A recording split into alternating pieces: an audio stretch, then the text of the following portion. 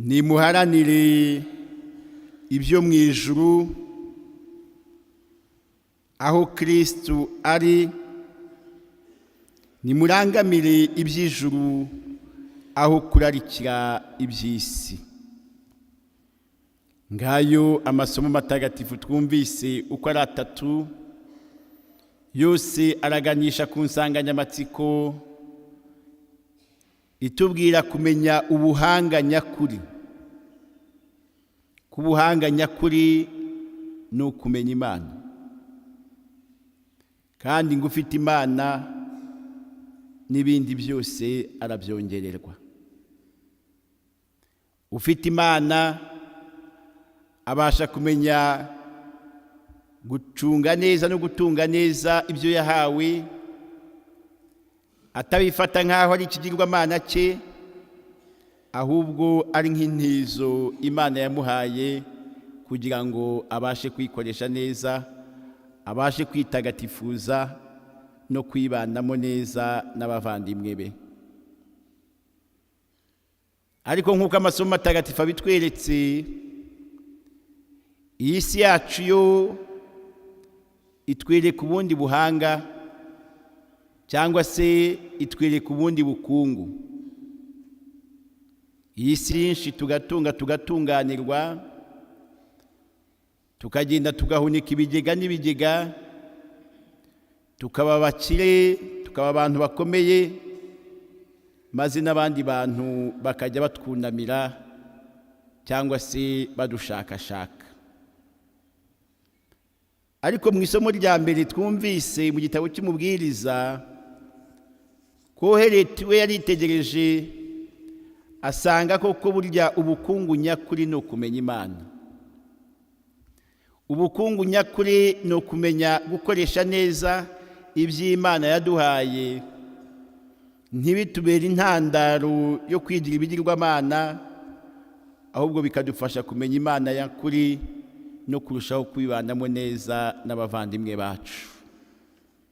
Niyo mpamvu yavuze ati, mwa bavandimwe we, burya koko ibintu ni ubusa, ni ubusa busa koko, byose ni ubusa, kuko uko biza rimwe na rimwe ni nako bigenda,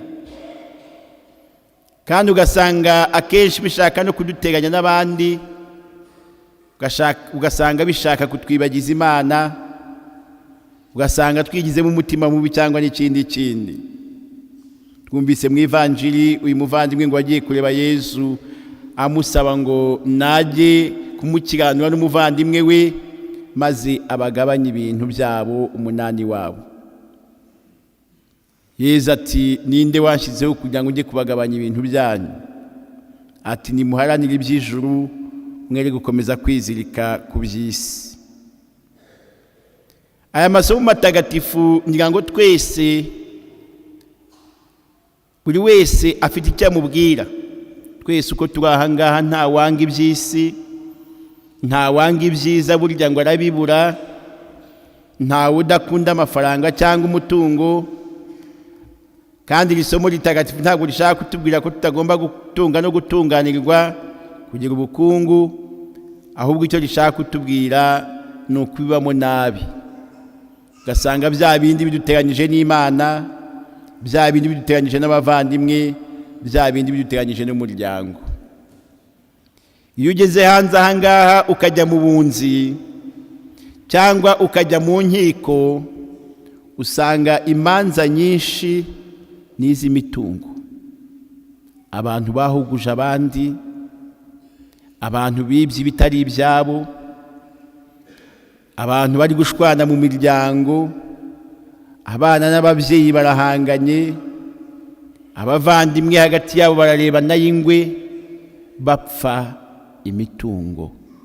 Rimwe na rimwe ukabona n'abana bari kubirwandiramo, ukibaza atari ku bundi ibingibi ko atari n'ibyabo, ko ari ababyeyi babyishakiye bazishakira ibyabo. Ariko ikintu cyo guharanira, cyo kurwanira imitungo, kigiye kuzatuvanamo mu muntu, aho usanga umuvandimwe ahanganye n'undi muvandimwe, umwana ahanganye n'umubyeyi, umubyeyi ahanganye n'umwana, ugasanga mu kazi abantu barimo barahanganye kubera iki? Kubera gushaka kwigwizaho ibintu byinshi. Isomo ry'uyu munsi ryongeye kutwibutsa ngo duce bugufi, icyubahiro tugihe Imana, kuko iwacu sino, iwacu ni mu ijuru. Ibyo byose urimo uhihibikanira biguteranya n'abandi bikagutera umutima mubi, nta na kimwe uzajyana. Twumvise Yesu Kristo uyu mugani atubwiye mu Ivanjili, uriya muntu ngo wari ufite ibintu byinshi akibaza ngo mbigenze nte ngo ngiye kongera guhunika n'ibindi byinshi, mpunike imere nka ya siha gusahuzi. Ariko aramubwira ati wakibura bwenge we, uyu mugoroba cyangwa iri joro ubuzima bwawe burarangira. Ubwo si byo warwaniye, ibyo byaguteranyije n'abavandimwe, ibyo byose wiriwe wirukankamo byakumariye iki? Niyo mpamvu rero isomo rya kabiri ryatubwiye ati nimucike rero ku bibarimo byose bibatera gutwarwa n'iby'isi, nk'ubwiyandarike n'ubusambanyi, ingeso mbi n'irari ribi, ibyifuzo bibi n'ubugugu bituma musenga ibintu nk'ibigirwamana. Nimuherukire aho kubeshyana, kuko mwasezeye umuntu w'igisazi hamwe n'imigenzereze ye, mugahinduka umuntu mushya muri Kristo Nyagasani. Ngo iri somo nta nubwo nshaka kurivugaho menshi kuri uyu munsi. Ni ijambo rihamagarira buri wese kugira ngo yongere yisuzume, yongere yikubite agashyi ku mutima, urebe uko ubanye n'abavandimwe bawe, urebe uko ubanye n'abaturanyi bawe, urebe uko ubayeho mu kazi kawe, urebe uko ubayeho mu muryango wawe. Bya bindi byose biguteranya n'umuvandimwe wawe, bya bindi byose biguteranya n'umuturanyi cyangwa se n'umukozi cyangwa umukoresha, nta mumaro. Ibintu by'isi byose ni ubusa, koko ni ubusa, byose ni ubusa. Uko byaje niko bigenda, byere kurushaho kuguteranya rero n'umuvandimwe wawe, kandi nta mahoro uzagira muri ibyo byose washatse kunyaga abandi. Nta mahoro uzagira muri ibyo byose utunze kandi uzi ko wabyibye. Nta mahoro uzagira muri ibyo byose uriho unyanganya ababyeyi bawe cyangwa abavandimwe bawe. Nta n'amahoro uzagira muri ibyo byose wirirwa wiba ku kazi kawe, nubwo bwose abantu bakubona bakabona waradamaraye, bakabona wishimye, bakabona uri umuherwe, ariko ubuherwe mu byo wibye cyangwa wahuguje nta mumaro. Aya masomo atagatifu nukongera kutwibutsa ko ubuhanga nyakuri ni ukumenya Imana.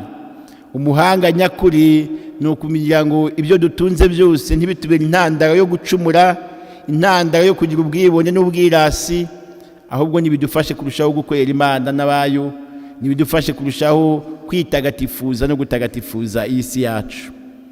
Twahoze tubivuga ko muri uku kwezi kwa Kanama ari ukwezi kw'impuhwe n'urukundo. Ahangaha haranditse ngo ugiriye impuhwe umukene abagurije Uhoraho, kandi iyo neza niwe uzayimwitura, nk'uko tubisanga mu gitabo cy'Imigani kuva kuri 19 kugera kuri 17. Ibyo dutunze iyo tubikoresheje neza bikadufasha kwitagatifuza, bikadufasha kurushaho kwibuka ubabaye n'uri mu kaga, tuzabigiriramo umugisha kuruta kurushaho kwigwizaho ibyo byose biducumuza, ibyo byose bidutera ibyaha, ibyo byose bituma tutanogera Imana cyangwa se ngo tunogere abavandimwe bacu. Uyu munsi rero iri somo ritagatifu rifashe buri wese kongera kwisuzuma mu mutima. Ibyo utunze byose ubitunze neza, ibyo utunze byose cyangwa uri guharanira byose bigufasha kumenya Imana, bigufasha kurushaho kwibuka uri mu kaga cyangwa se uciye bugufi. Dusaba Imana Nyagasani rero kugira ngo ijambo ry'Imana duhawe n'Ikaristiya ntagatifu tugiye guhabwa bidufashe kurushaho guharanira iby'ijuru, bidufashe kurushaho kwirinda uwo mutima wo kwizirika ku by'isi, ahubwo turusheho kumenya icy'ingenzi ari cyo kumenya Imana no kuba neza n'abavandimwe bacu, maze tuzabironkeremo ingororano mu bwami bw'ijuru. Nyagasani Yezu nabane namwe. Nimuhaguruki twamamaze ukwemera kwacu. ndemera kw'Imana rimwe